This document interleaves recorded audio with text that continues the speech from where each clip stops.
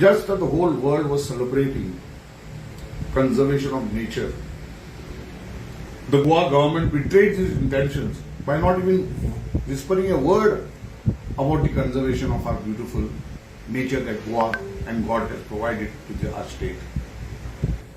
To add to the confusion, to add and to clarify and to confirm, on that very day, the High Court passed an order directing the state government for having slept over years over a complaint where in Mollem at Darbandara village, acres of land mining was going on, where laterite stones were being excavated without any permission, that too. And for 2 years it is going on, and the government is silent, and the police is silent, and the mining department is silent. How could this happen without the pressure and without the influence of the government?